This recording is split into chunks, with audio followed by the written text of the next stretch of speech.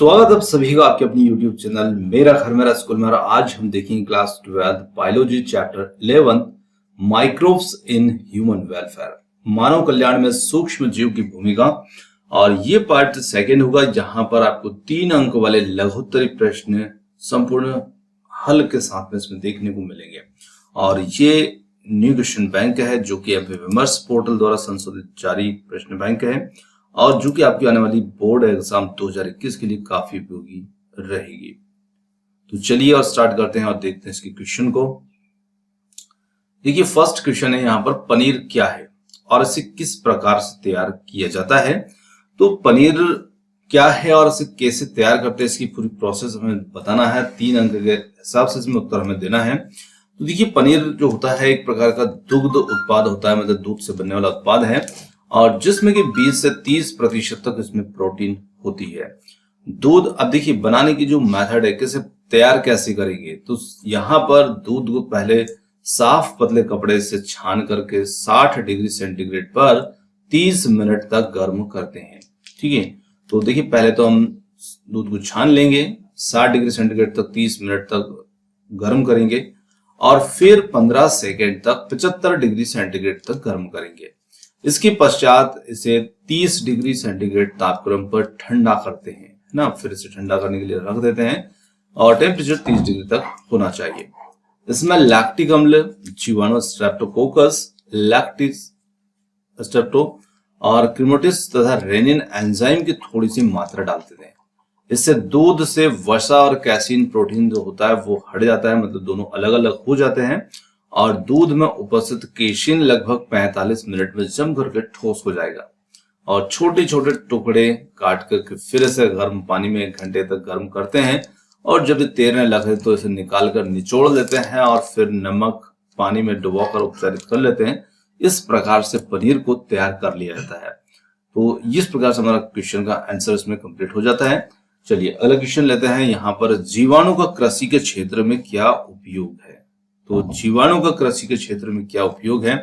तो वैसे तो जीवाणु जो होते हैं हमारे लिए कृषि के क्षेत्र में बहुत तरीके से उपयोगी होते हैं। सिर्फ 3 अंक के हिसाब से यहाँ पर 3-4 पॉइंट हमने लिखे हैं। तो देखिए ये मृत जीवों का अपघटन करते हैं और भूमि की उर्वरा शक्ति को बढ़ाते हैं। इसी के साथ साथ ये भूमि में एंटो स्थिरीकरण करते हैं, इसकी उपजाऊ शक्ति में वृद्धि करते हैं। नीलहरित शैवालों का उपयोग हम उर्वरकों के रूप में भी कर सकते हैं और ये पदार्थों के चक्रीकरण में भाग लेकर के भूमि में खनिज लवणों की मात्रा का नियंत्रण भी जीवाणु करते हैं। तो इस प्रकार से जीवाणु की अनेक लाभप्रद क्रियाएं होती हैं और यहाँ पर हमें जो लाभप्रद क्रियाएं हैं वो कृषि के क्षेत्र से संबंधित ही बताना है। चलिए अगले क्वेश्चन लेते हैं। सिरका उद्योग में किस तरह जीवाणु का उपयोग किया जाता है। देखिए सिरका उद्योग की बात करें तो सिरका उद्योग में शर्करा का जो किण्वन किया जाता है वो ईस्ट के द्वारा किया जाता है और जिससे कि शराब तैयार की जाती है और इससे एथिल अल्कोहल को अधिक समय तक खुले हवा में छोड़ दें तो वो फिर सिरके में बदल जाया करता है। तो इसके लिए जो रासायनिक प्रक्रियाएं होती है वो भी जरा देखते हैं। तो जैसे यहाँ पर आप देख रहे हैं जो भी हम खाद्य पदार्थ लेंगे जिसके अंदर शर्करा ग्लूकोज होगा तो उसे ईस्ट एंजाइम की उपस्थिति से एथिल अल्कोहल में बदल जाता है और CO2 का उत्पादन इसमें हो जाता है। और फिर यदि हम देखते हैं कि एथिल अल्कोहल को खुले समय के लिए छोड़ देते हैं थोड़े समय के लिए तो इसका ऑक्सीकरण हो रहा है यहाँ पर एसिडोबैक्टर एसिटिक जीवाणु की सहायता से और ये फिर एसिटिक अम्ल सिरके में परिवर्तित कर देता है। तो इस प्रकार से हमारा प्रश्न का उत्तर हो जाता है। चलिए अगला क्वेश्चन लेते हैं। बायोगैस के उत्पादन में सूक्ष्मजीव किस प्रकार से महत्वपूर्ण भूमिका निभाते हैं, व्याख्या कीजिए। अब देखिए 3 अंक का प्रश्न है, कोई ज्यादा बड़ी व्याख्या फिर यहाँ पर नहीं होगी। तो बात करें बायोगैस के उत्पादन में सूक्ष्म जीवों की भूमिका की, तो देखिए इनकी जो भूमिका होती है, गोबर गैस एक प्रकार की गैसों का मिश्रण है ना, जिसके अंदर मीथेन भी उपस्थित होती है और जो सूक्ष्म जीव की सक्रियता के द्वारा उत्पन्न होती है, यानी मीथेन को उत्पन्न करने वाले जो जीवाणु हैं वो सूक्ष्म जीव ही हैं। और कुछ बैक्टीरिया तो सेल्यूलोज युक्त पदार्थों पर अवायवीय रूप से उगते हैं और वो CO2 और H2 के साथ साथ बड़ी मात्रा में मीथेन का उत्पादन भी करते हैं और सामूहिक रूप से इन जीवाणुओं को मीथेनोजेन कहा जाता है। देखिए मीथेनोजेन कौन से जीवाणु होंगे जो मीथेन का उत्पादन करेंगे, उन्हें मीथेनोजेन कहेंगे। और इनमें से सामान्य जीवाणु मिथेनोबैक्टीरिया हैं। पशुओं के मल को गोबर कहते हैं जिसमें ये जीवाणु प्रचुर मात्रा में पाए जाते हैं और जो गोबर गैस अथवा बायोगैस का उत्पादन भी ये करते हैं। तो इस प्रकार से इन जीवाणुओं की मदद से ही जो बायोगैस होती है उसे मीथेन गैस को बनाने का कार्य ये करते हैं। चलिए अगला क्वेश्चन लेते हैं। जैव उर्वरक किस प्रकार से मृदा की उर्वरता को बढ़ाते हैं? तो देखिए जैव उर्वरक आखिर होते क्या हैं? तो जैव उर्वरक एक प्रकार के जीव हैं, सूक्ष्म जीव कह सकते हैं इनको, जो मृदा की पोषक गुणवत्ता को बढ़ाते हैं।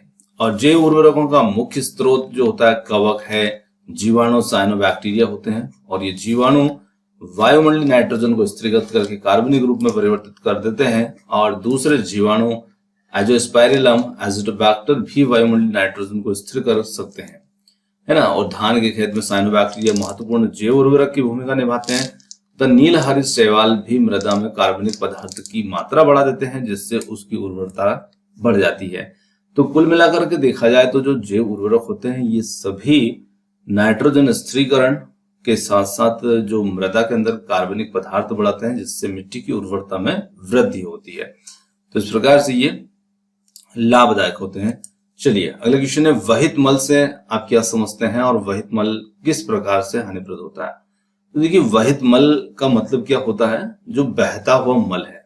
अब बहता हुआ मल जो शौचालय होते हैं, प्रतिदिन नगर हो शहर हो, यहाँ से व्यर्थ जल की एक बहुत बड़ी मात्रा जनित होती है। इसे व्यर्थ जल कहते हैं, जो लोगों के घरों का जल होता है। और जल का प्रमुख घटक मनुष्य का मलमूत्र होता है। उस बहते हुए जल में हम देखते हैं कि मलमूत्र उसमें अधिक होते हैं। और नगर के इस व्यर्थ जल को वहित मल या सीवेज भी इसे कहा जाता है। और इसमें कार्बनिक पदार्थों की बड़ी मात्रा तथा सूक्ष्म जीव भी पाए जाते हैं, जो अधिकांशतः रोगजनकी होते हैं। अब देखिए मल किस प्रकार से यहाँ पर हानिप्रद है? तो यदि हानिप्रद की बात करें तो ये सभी रोगजनक ही होते हैं, मतलब इनसे रोग फैलते हैं। तो कुल मिलाकर के इस प्रकार से ये हानिकारक होते हैं। अगला क्वेश्चन लेते हैं, प्रतिजैविक से आप क्या समझते हैं? तो प्रतिजैविक की बात करें तो प्रतिजैविक को हम एंटीबायोटिक भी कहते हैं। और ये कुछ ऐसे रसायन होते हैं जो सूक्ष्म जीवों से, जैसे कुछ जीवाणु हैं, कवक, फफूंद आदि से तैयार किए जाते हैं या इनसे उत्पन्न होते हैं। और दूसरे हानिकारक जीव जो मनुष्य में संक्रामक रोग उत्पन्न कर देते हैं या उनकी वृद्धि को रोक देते हैं, उन्हें ये नष्ट करते हैं। कहने का मतलब है कि एक सूक्ष्म जीव से उत्पन्न हो रहा है और दूसरे सूक्ष्म जीवों को जो मनुष्य के अंदर रोग फैलाते हैं या उनके लिए हानिकारक होते हैं, उन्हें ये नष्ट करते हैं। ऐसे रसायन या पदार्थ जो होते हैं ये प्रतिजैविक कहलाते हैं। प्रतिजैविक औषधि के नाम से भी जाना जाता है। उदाहरण के लिए यहाँ पर पेनिसिलिन है और सेल्वर्सन है, एरिथ्रोमाइसिन है, सल्फापिरिडिन है, प्रोटोनसिल है, आदि जो है इसके अनेक प्रकार के उदाहरण है। अगले क्वेश्चन की बात करते हैं। यहाँ पर कोई क्वेश्चन अगला नहीं है, क्योंकि इतने ही क्वेश्चन 3 अंक के इसमें थे।